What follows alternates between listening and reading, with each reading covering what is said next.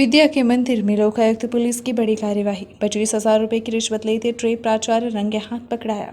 Arrear भुगतान के एवज में मांगी गई थी रिश्वत। भ्रष्टाचार के खिलाफ एक के बाद एक जहां लगातार कार्यवाही हो रही है, वहीं दूसरी तरफ लोग भ्रष्टाचार करने से जरा भी बाज नहीं आ रहे। महज 24 घंटे के भीतर लोकायुक्त पुलिस ने 2 बड़ी कार्यवाही कर जिले भर में हड़कंप मचा दिया है। शनिवार को एक बार फिर से लोकायुक्त पुलिस ने शिक्षा के मंदिर में बड़ी कार्यवाही की है और भ्रष्टाचारी प्राचार्य को बेनकाब किया है। मामला रीवा जिले के लालगांव का है, जहां शासकीय उच्चतर माध्यमिक विद्यालय में पदस्थ प्राचार्य 25,000 रुपए की रिश्वत लेते हुए ट्रेप हुआ है। जानकारी के अनुसार आरोपी प्राचार्य अपने ही स्कूल के शिक्षक से एरियर भुगतान के एवज में रिश्वत की मांग की थी, जिसकी शिकायत पीड़ित द्वारा लोकायुक्त एसपी से की गई, जहां आवेदन का सत्यापन कराने पर शिकायत सही पाई गई। ऐसे में शनिवार की दोपहर स्कूल परिसर में ही रिश्वत के साथ प्राचार्य को रंगे हाथों पकड़ लिया गया। लोकायुक्त की टीम प्राचार्य को लेकर विश्राम गृह पहुंची है, जहां भ्रष्टाचार निवारण अधिनियम के तहत मामला दर्ज किया गया है। लोकायुक्त एसपी गोपाल सिंह ठाकर ने बताया कि शनिवार की दोपहर 12 बजे कमलेश तिवारी 59 वर्ष प्राचार्य शासकीय उच्चतर माध्यमिक विद्यालय लालगांव को 25,000 रुपए की रिश्वत लेते हुए पकड़ा गया। उसके खिलाफ शिकायतकर्ता शिक्षक अशोक सिंह बघेल ने कुछ दिन पहले एसपी कार्यालय पहुंचकर शिकायत की थी। लोकायुक्त की कार्यवाही निरीक्षक जियाउल हक के मार्गदर्शन में की गई। पीड़ित शिक्षक का आरोप था कि आरोपी प्राचार्य एरियर भुगतान के लिए रिश्वत मांग रहा है। वह 5,000 रुपए पहले भी ले चुका है। सत्यापन उपरांत शिकायत सही पाए जाने पर शनिवार को ट्रैपिंग के लिए डीएसपी प्रवीण सिंह परिहार के मार्गदर्शन में निरीक्षक जियाउल हक के नेतृत्व वाली 12 सदस्यीय टीम भेजी गई। लोकायुक्त एसपी ने बताया कि आरोपी प्राचार्य अपने कक्ष में ही रकम लेने के लिए शिक्षक को बुलाया, जबकि पहले से ही लोकायुक्त की टीम सिविल कपड़े में स्कूल के इर्द गिर्द घूम रही थी। जैसे ही पीड़ित शिक्षक रिश्वत की 25,000 रुपए लेकर स्कूल से बाहर आया, तभी लोकायुक्त की टीम ने प्राचार्य को उसके कक्ष में ही धर दबोचा।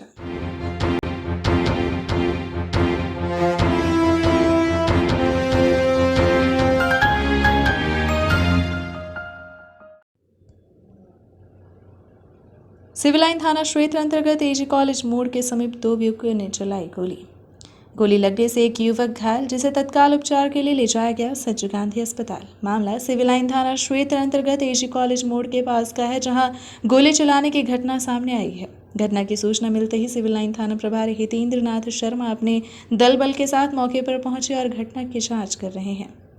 घटना के संबंध में सिविल लाइन थाना प्रभारी हितेंद्र नाथ शर्मा ने बताया कि 2 युवकों ने रितेश रावत नामक युवक को गोली मारी है और गोली मारने के बाद मौके से फरार हो गए। वहीं पुलिस ने घटनास्थल पर गोली का छर्रा भी बरामद किया है। घायल को रीवा के संजय गांधी अस्पताल पहुंचाया गया, जहां घायल का उपचार चल रहा है। इधर सिविल लाइन पुलिस पूरी घटना की जांच कर रही है। आपको बता दें कि रीवा शहर में आए दिन गोली चलाने की घटनाएं होना आम बात हो गई है।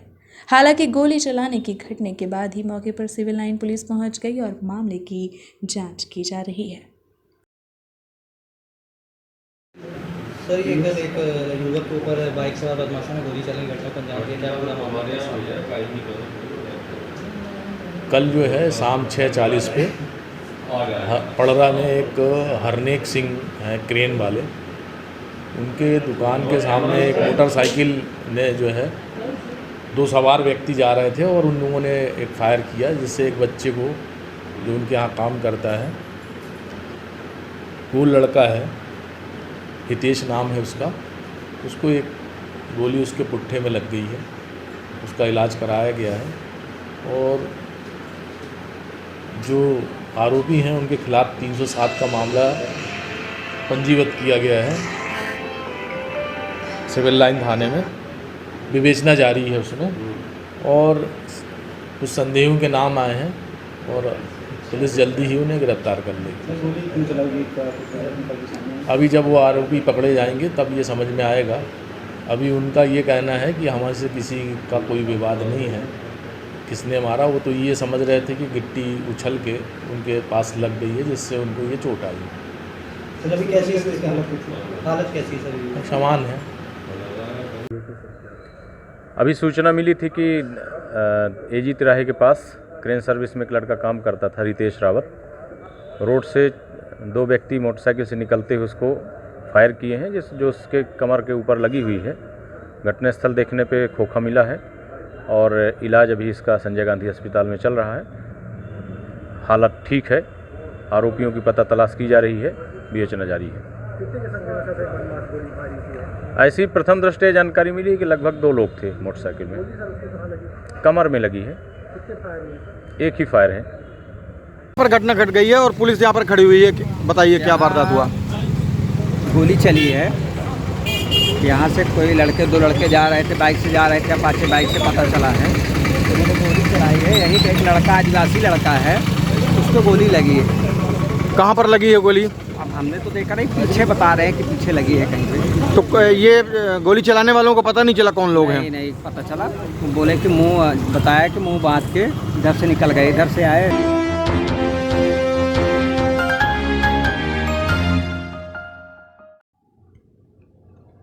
नशीले कफ सिरप के साथ बड़ी तादाद में पकड़ा गया गांजा के साथ पकड़े गए आरोपियों के खिलाफ एनडीपीएस के तहत मामला दर्ज। मुखबिर की सूचना पर हनुमाना पुलिस ने घेराबंदी करते हुए बोलेरो कार सवार 2 युवकों को गिरफ्तार किया है। पकड़ी गई गाड़ी की तलाशी लेने पर 580 सीसी नशीली कफ सिरप बरामद हुई। वहीं दूसरी कार्यवाही में दुकान से गांजा बरामद किया गया है, जहां से पुलिस ने 2 किलो 400 ग्राम अवैध गांजा बरामद किया है।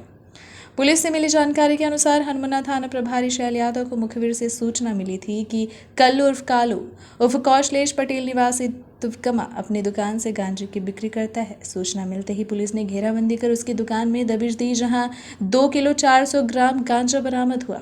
पकड़े गए आरोपी के खिलाफ एनडीपीएस एक्ट की धारा के तहत मामला पंजीबद्ध किया गया। वहीं दूसरी कार्यवाही में पुलिस ने बोलेरो क्रमांक MP 53CA 2016 को रोककर तलाशी ली, जिसमें 580 सीसी नशीली कफ सिरप बरामद हुई, जिसकी कीमत 87,000 रुपये बताई जा रही है। बोलेरो सवार से पूछताछ करने पर उनकी पहचान नरेंद्र सिंह चौहान उर्फ छोटू, पिता कमल भान चौहान, उम्र 25 वर्ष, निवासी जमोड़ी खुर्द थाना जमोड़ी जिला सीधी, और रोहित कुमार जायसवाल, पिता शिव प्रसाद जायसवाल, उम्र 24 वर्ष, निवासी करौदिया थाना जमोड़ी जिला सीधी के रूप में हुई है। माना जा रहा है कि तस्कर उत्तर प्रदेश से कफ सिरप लेकर सीधी जा रहे थे, जिन्हें हनुमाना में घेराबंदी कर गिरफ्तार कर लिया गया है। की गई कार्यवाही के संबंध में एडिशनल एसपी अनिल सोनकर ने बताया कि मादक पदार्थ के अवैध परिवहन पर कड़ाई बरती जा रही है, जिसके तहत पुलिस ने कार्यवाही की है।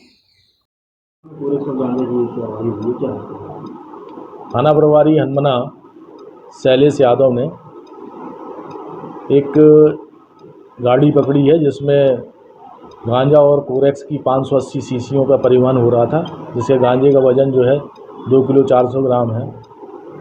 उसमें जमोड़ी के नरेंद्र सिंह और एक उसका साथी 2 लोग पकड़े गए हैं, उनके विरुद्ध कार्रवाई की गई है।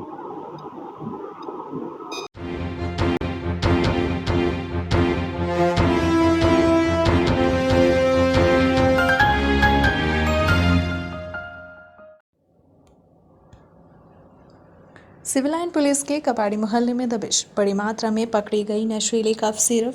कबाड़ी मोहल्ले में महिलाओं द्वारा नशे का लगातार किया जा रहा था कारोबार। रेवा शहर में सिविल लाइन पुलिस ने कबाड़ी मोहल्ले में दबिश देकर महिला के पास से 6 कार्टून डिब्बे जिसमें 738 सीसी नशीली कफ सिरप बरामद की गई है। आपको बता दें कि कबाड़ी मोहल्ले में कई दिनों से महिलाओं द्वारा नशे का कारोबार चलाया जा रहा था। मुखबिर की सूचना पर पुलिस ने कबाड़ी मोहल्ले में दबिश दी। यहां पर एक महिला के पास से कई नशीले कफ सिरप बरामद किए गए। थाना प्रभारी हितेंद्र नाथ शर्मा ने मीडिया को जानकारी देते हुए बताया कि कबाड़ी मोहल्ले में महिलाएं द्वारा नशे का कारोबार करने की सूचनाएं लगातार प्राप्त हो रही थी, जहां पर अचानक दबिश दी गई थी। वहीं कई महिलाओं के नाम नशीले कफ सिरप बेचने में सामने आ रहे थे। आपको बता दें कि पकड़े गए आरोपियों में से रोशनी लोनिया अपने घर के सामने नशीले कफ सिरप का कारोबार करती पकड़ी गई। वहीं पकड़ी गई नशीले कफ सिरप की कीमत पुलिस ने लगभग 1,10,000 रुपये बताई है। पुलिस ने आरोपियों के खिलाफ 422/22 धारा एनडीपीएस की कार्यवाही की है।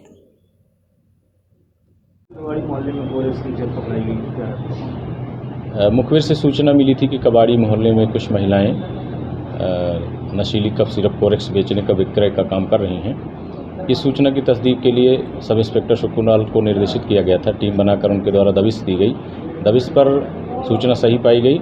रोशनी लोनिया करके एक महिला है, वो विक्रय करते हुए मिली और पुलिस को देख करके वो तो निकल गई, लेकिन उसके पास से 6 पेटी लगभग 738 सीसी कोरेक्स की नशीली कफ सिरप मिली हैं, जिस पर एनडीपीएस एक्ट के तहत कार्रवाई की गई है।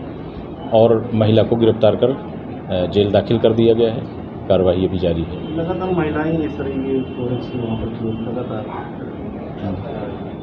हाँ, यह सही है।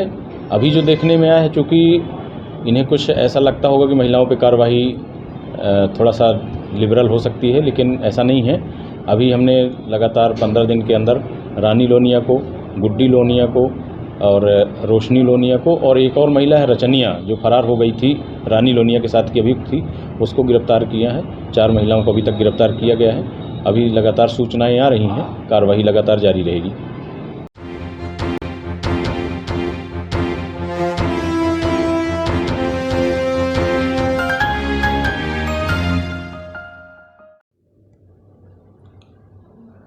युवाओं को रोजगार उपलब्ध कराने प्रत्येक माह मनाया जाएगा रोजगार दिवस। युवाओं को स्वरोजगार से जोड़कर रोजगार के अवसर उपलब्ध कराने के उद्देश्य से प्रत्येक माह रोजगार दिवस आयोजित किया जा रहा है। जिला प्रशासन के मार्गदर्शन में होने वाला प्रदेश स्तरीय रोजगार दिवस आज कृष्णराज कपूर ऑडिटोरियम में आयोजित किया गया। कार्यक्रम में जिला सांसद जनार्दन मिश्र, रीवा विधायक राजेंद्र शुक्ल सहित प्रशासनिक अधिकारी, स्वरोजगार योजनाएं संचालित करने वाले विभागीय अधिकारी, बैंकों के वरिष्ठ अधिकारी तथा स्वरोजगार योजनाएं लाभ प्राप्त करने वाले हितग्राही उपस्थित रहे। कार्यक्रम में युवा हितग्राहियों को मुख्यमंत्री शिवराज सिंह चौहान ने वर्चुअल जुड़कर संबोधित किया। कार्यक्रम में युवा सांसद जनार्दन मिश्र ने सरकारी बैंक की तारीफ की, तो वहीं प्राइवेट बैंक पर जमकर बरसे और कहा कि इन बैंक को बंद कर देना चाहिए। उन्होंने कहा, पिछली बैठक में बैंकों के खिलाफ कार्यवाही करने की भी बात कही गई थी। इन बैंक के लाइट पानी कनेक्शन काट देने चाहिए। इन बैंक को ही बंद कर देना चाहिए, क्योंकि यह बैंक जनता के किसी काम के नहीं है। वह करोड़ों रुपए लूटकर ICICI बैंक का डायरेक्टर जेल पहुंच गया है।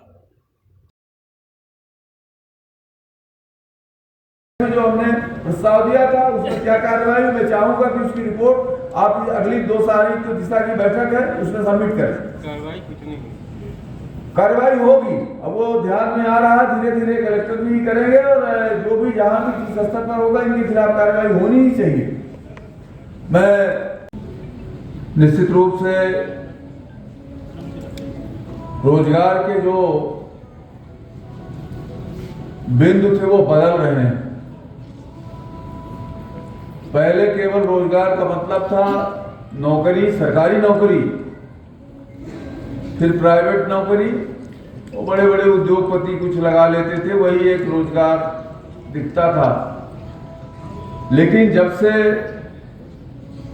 प्रधानमंत्री मोदी जी ने आत्मनिर्भर भारत का आह्वान किया है, उसके बाद से रोजगार का कंसेप्ट बदला और नीतियां भी बदली हैं, नियम बदले हैं, और उसका असर है कि आज एशिया महाद्वीप में, आज ही अखबार में है कि 67% जो इन्वेस्टमेंट है विदेशी वो भारत में आ रहा है। चीन आज पीछे चला गया। चीन के बजाय दुनिया के सारे उद्योगपति अब भारत को तरजीह दे रहे हैं कि नहीं, अब हमको चीन में नहीं जाना है, चीन में उद्योग नहीं लगाना है। दूसरे देशों में, एशिया के अगर किसी देश में हमें अपनी पूंजी लगानी है तो वो भारत में लगानी है। जो भी हितग्राही वर्ग है उनमें ऐसा लगता है कि आधे से ज़्यादा तो महिलाएं हैं, और इसके लिए जो भी प्रयास हुए हैं, निश्चित रूप से प्रशासकीय प्रयासों से, शासकीय प्रयासों से ही ये संख्या बढ़ी है। इसके लिए मैं उद्योग क्रांति योजना में लगातार दूसरा साल प्रथम स्थान रीवा जिला प्राप्त कर रहा है। इसका मतलब है कि इस और हम गंभीरता से काम कर रहे हैं, और उसका फल है कि आज 25, 30, 40 हजार लोगों को उंगली में बता सकते हैं कितने लोगों को 1 साल के अंदर रोजगार दिया गया। स्वरोजगार के लिए लोगों को अवसर मिला और वो स्वरोजगार में लगे। इसमें बैंकों का बहुत बड़ा योगदान रहा है। तो उसने दिन आग्रह किया था कलेक्टर साहब से कि उनके तालाबंदी कर दो, इनकी बिजली काट दो, इनका सब बंद करो। ये केवल और केवल लूटने का काम कर रहे हैं। कितने यहाँ प्राइवेट बैंक है जिनकी सूची यहाँ पर रखी हुई है, और उस बैठक में भी ये बात आई थी, मैंने कहा इनकी बिजली काटो, पानी काटो, नल काटो, और कोई ना कोई खामी होगी, उस खामी के आधार पर इन प्राइवेट बैंकों को बंद करिए। ये केवल लूटने का काम कर रहे हैं, पूंजीपतियों का काम कर रहे हैं। पैसा यहां से इकट्ठा लेते हैं और बंबई के व्यापारियों को देते हैं। क्या कार्रवाई हुई दिशा की बैठक में, मैं पूछूंगा। 2 सितंबर को मैंने बैठक रखी है और अभी एजेंडे में तो नहीं था, लेकिन इसको फिर एजेंडे में विशेष रूप से यहाँ पर जो अधिकारी नोट कर ले कि उस दिशा की बैठक में इस एजेंडे को शामिल करें कि इन प्राइवेट बैंकों ने आखिरकार क्या इनके खिलाफ कार्रवाई हुई। इस कार्रवाई प्रस्तावित किया था हमने कि इन बैंकों को बंद करो, इनकी कोई जरूरत नहीं है। अगर यूबीआई का रिटर्न हो रहा है, एनपीए इनका महिलाओं का, तो एनपीए 4% है पूरे देश में।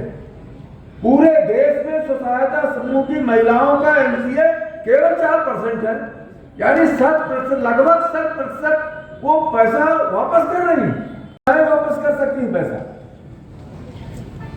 तो आखिरकार जिन लोगों को पैसा, जो उद्योग में निष्णात है, उद्योग का जिनको ज्ञान है, जो जागरूक है, उनका पैसा तो वापस आएगा ही।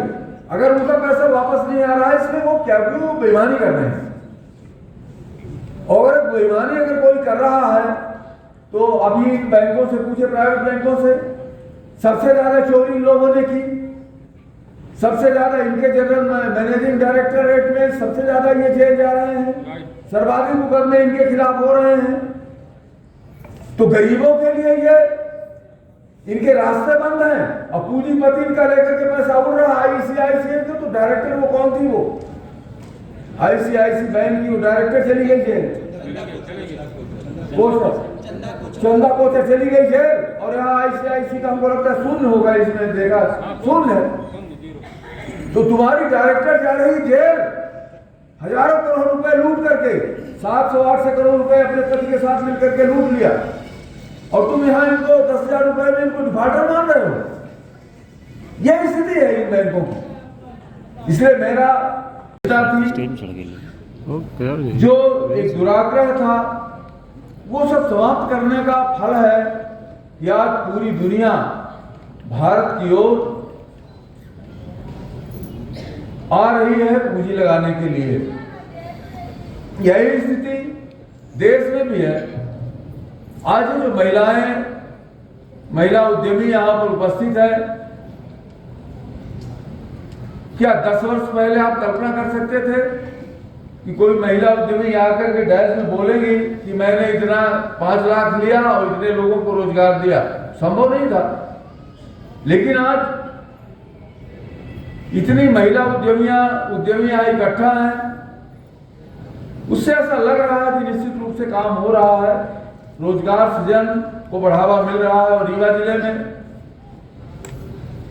तो मऊगंज हो, चाहे गुड़ हो, चाहे कटरा हो या चाहे रीवा हो, हर जगह औद्योगिक क्लस्टर विकसित किए जा रहे हैं, औद्योगिक क्षेत्र विकसित किए जा रहे हैं और तमाम छोटी बड़ी इकाइयां वहां पर अपना काम शुरू कर रही हैं।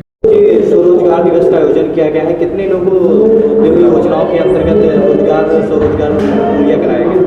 आज स्वरोजगार दिवस पे हम 1 अप्रैल से 27 अगस्त तक 4443 लोगों को स्वरोजगार से जोड़ा गया है और उनको 1,78,000 रुपये कुल उनको लोन दिया गया है। रीवा जिला अपना मुख्यमंत्री उद्यम क्रांति योजना में प्रदेश में 1 नंबर का है। इसके विगत वर्ष भी, इसके पूर्व भी हमारा रीवा जिला उद्यम क्रांति योजना में प्रथम स्थान पे था। ये उद्यम क्रांति योजना युवाओं को रोजगार देने का काम करती है, जिसमें 50 लाख रुपए तक का ऋण और ब्याज में अनुदान दिया जाता है। कितने लाभार्थी मिला है? आज करीब जो मंच से वितरण किया गया है, करीब 60 लोगों को ऋण वितरण किया गया है और ये तो टोकन बेसिस पे था, एक सैंपल के आधार पे दिया गया है। हमारे रीवा जिले में बैंकर्स का रोल बहुत अच्छा चल रहा है। इस समय सभी बैंक सहयोग कर रहे हैं, प्राइवेट बैंकों को छोड़ के। जो रिटर्न क्या है, रिटर्न के कितने प्रतिशत है, कितने लोग वापस कर रहे हैं पैसे जो लोन अभी तो जो जैसे हम उद्यम क्रांति योजना की बात करें तो अभी तो 2 ही साल हुआ है, तो कोई किसी बैंक का हमारे पास ये नहीं आया है कि ये आदमी ऋण नहीं दे रहा है। सभी लोग लगभग दे रहे हैं, इसलिए कि जब भी ऋण वापस नहीं होता है तो बैंकर्स कहीं ना कहीं से हमारे पास कंप्लेंट करते हैं कि फलाने का नहीं हो रहा है, या RCC फाइल करते हैं। तो इस तरह से अभी हमें जानकारी कोई नहीं मिली।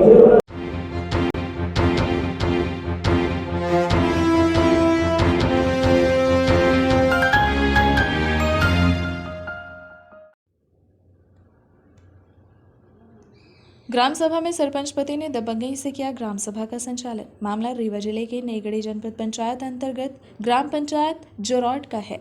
यहां से सावित्री सेन गांव के निर्वाचित सरपंच हैं। मध्य प्रदेश शासन के द्वारा समस्त जनप्रतिनिधियों को संबोधित आदेश में इस बात का स्पष्ट उल्लेख है कि महिला पंच सरपंच की ग्राम सभा बैठक में सक्रिय भागीदारी हो तथा इस बात का उल्लेख है कि इस तरह की किसी भी बैठक ग्राम सभा का संचालन सरपंच पति अन्य परिजन के द्वारा नहीं किया जाएगा, अन्यथा सरपंच को पद से हटाए जाने तक का भी प्रावधान है। परंतु इसके उलट ग्राम पंचायत जोरौट के सरपंच पति कुछ अन्य लोगों के साथ पंचायत भवन में आयोजित ग्राम सभा में मध्य प्रदेश शासन के निर्देश का उल्लंघन कर ग्राम सभा का दबंगई से संचालन कर रहे हैं, जिसके वीडियो और फोटो भी संलग्न है। उक्त सरपंच एवं सरपंच पति पर उचित कार्यवाही करने की भी मांग की गई है।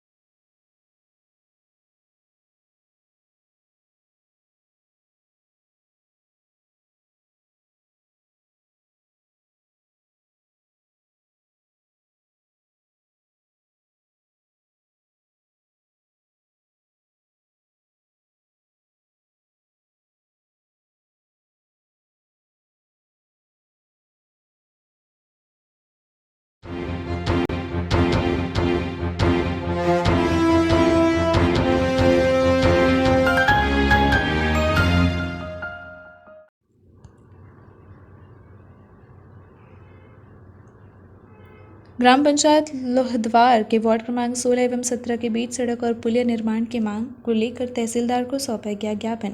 जनपद पंचायत रायपुर कचलियान लोहद्वार गांव के निवासी मनीष मिश्रा ने बताया कि वार्ड 16-17 में बरसात का पानी घरों में घुस रहा है, जिससे आने जाने और रहने में काफ़ी समस्या का सामना करना पड़ रहा है।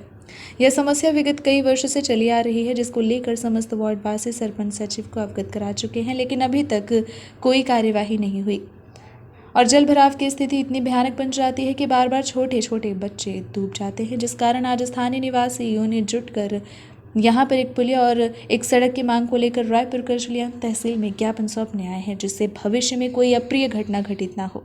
तहसीलदार ने आश्वासन दिया है कि जल्द से जल्द कार्य शुरू हो जाएगा। स्थानीय निवासियों ने बताया कि आगे काम शुरू नहीं होता है तो आंदोलन करेंगे, जिसका जिम्मेदार प्रशासन होगा। ज्ञापन सौंपने में मुख्य रूप से सामाजिक कार्यकर्ता बालकृष्ण द्विवेदी, सुजीत अवस्थी, मनीष मिश्रा, संदीप सोनी, रायपुर मनीष अग्निहोत्री, पंकज अग्निहोत्री, अनिकेत अवस्थी सहित ग्राम वासी उपस्थित रहे। समस्या होती है आने जाने में, सड़क और पुलिया न होने के कारण बड़ी समस्या होती है। बच्चे स्कूल तक नहीं जा पाते, कई बार तो बच्चे डूबते बचे। इसके लिए हम लोग सरपंच और सचिव के पास कई बार अवगत भी कराई समस्या से, लेकिन कोई समाधान नहीं हुआ। उसी संबंध में आज हम लोग SDM साहब को ज्ञापन देने आए थे और ये भी और प्रतिनिधि देने CO साहब को आए थे। यहाँ CO साहब तो है नहीं और फ़ोन भी कभी नहीं उठाते वो, इसलिए बाबू को दे दिए हैं ज्ञापन। देखते हैं आगे क्या कार्रवाई होगी। नहीं होती तो हम लोग के सभी वार्डवासी कारण अतिवृष्टि के कारण, जल भराव के कारण इतनी समस्या हो जाती है गांव पंचायत लोहद्वार के वार्ड 16 एवं 17 में कि वहां जीवन यापन करना बहुत कठिन है।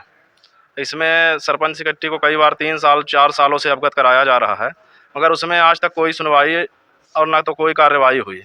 अब हम लोग कई बार रोड को तोड़े फिर बनाए, यही कर रहे हैं हम लोग। जब जल भराव ज़्यादा हो जाता है तो हम लोग रोड को खोद के तोड़ के जल निकालते हैं, उसके बाद फिर से बनाते हैं। यही कर रहे हैं हम लोग 3 वर्ष से। इसमें कोई कार्रवाई नहीं कर रहे हैं, ना सरपंच ना सेक्रेटरी। अब हम लोग अगर इसमें कुछ ज्ञापन दिए हैं अभी CO साहब को, अगर इसमें कुछ कार्रवाई नहीं हुई तो हम लोग धरने पर बैठेंगे समस्त ग्रामवासी और आगे जैसा कुछ होगा तो इसकी जिम्मेदार प्रशासन होगी।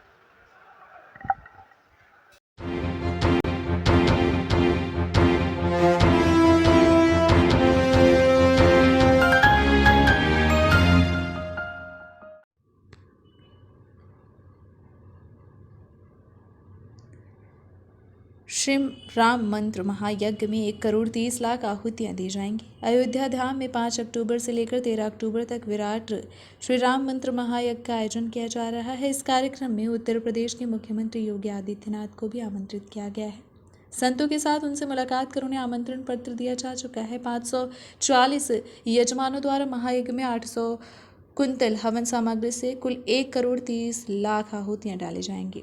501 श्रीमद् भागवत महापुराण का पारायण संपूर्ण होंगे। उन्होंने कहा कि 5 अक्टूबर से महंत रामजी शरण मौजूद रहेंगे।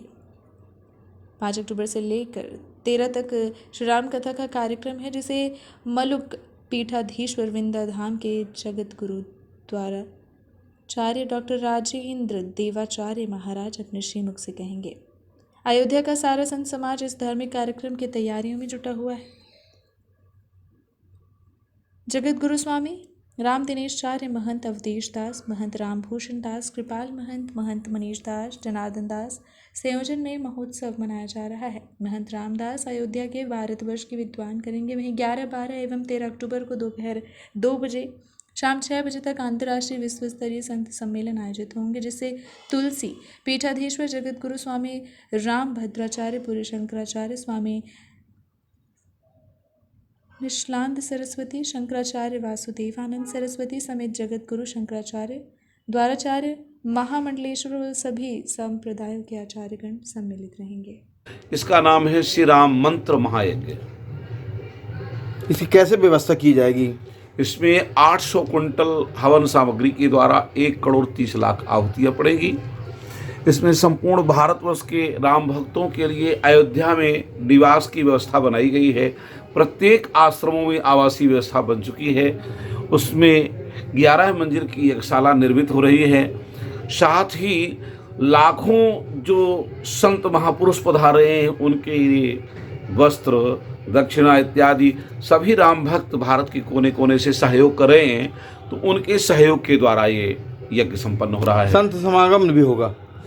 11 और 12, 13 3 दिवसीय संत सम्मेलन चलेगा, जिसमें संपूर्ण भारतवर्ष के द्वाराचार्य, शंकराचार्य, महामंडलेश्वर संत भगवान पधारेंगे। संपूर्ण अयोध्या धाम का झरा भंडारा चलेगा। उस क्षेत्र में कोई भी जीव पहुंच जाए उसके लिए भोजन की व्यवस्था करनी है, ऐसा निश्चय किया गया है। तो लगभग 1 लाख, 2 लाख, 3 लाख जो भी भक्त आएंगे सबको भोजन कराया जाएगा, सबकी आवास की व्यवस्था की जाएगी। श्री राम मंत्र महायज्ञ। राम मंत्र महायज्ञ 5 अक्टूबर से 14 अक्टूबर 2022 में अयोध्या धाम में जानकी घाट चारुशिला मंदिर पर होने जा रहा है। इसमें 800 कुंटल हवन सामग्री के द्वारा 1,30,00,000 आहुतियाँ दी जाएंगी। 108 कुंड होंगे।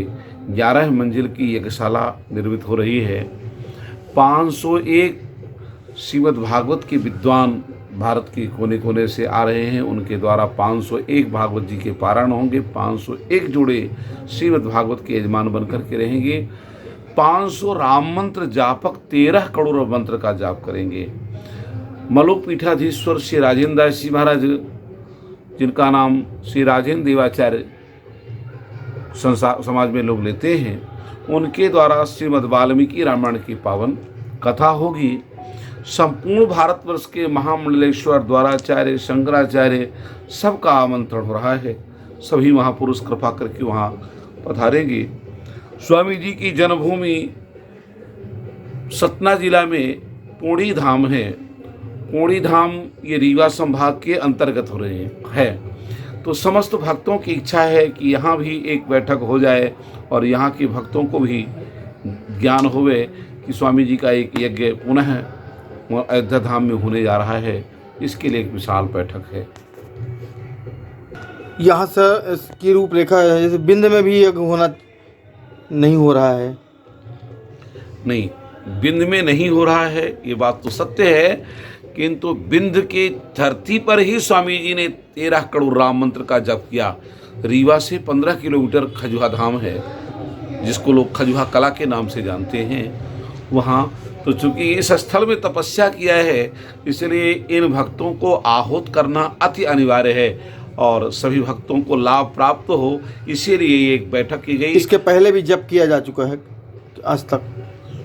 स्वामी जी के अतिरिक्त ऐसे महापुरुष इतना जप करने वाले राम मंत्र का कोई अभी तक दिखे नहीं है। जैसा श्री अनंत श्री भूषित पंचरसाचार्य स्वामी श्री रामशरण दास जी महाराज हमारे गुरुदेव भगवान की, भारत के संत यही कहते थे कि ये महापुरुष कोई सामान्य नहीं है, कोई अवतारी महापुरुष हैं, जिनको कोई लक्ष्मण जी के रूप में, कोई सीता जी के रूप में, अनेक अनेक रूपों में उनको देख करके ये यहाँ तक कहते थे कि साक्षात भगवान का ही पुनः प्राकट्य हुआ है। ऐसे महापुरुष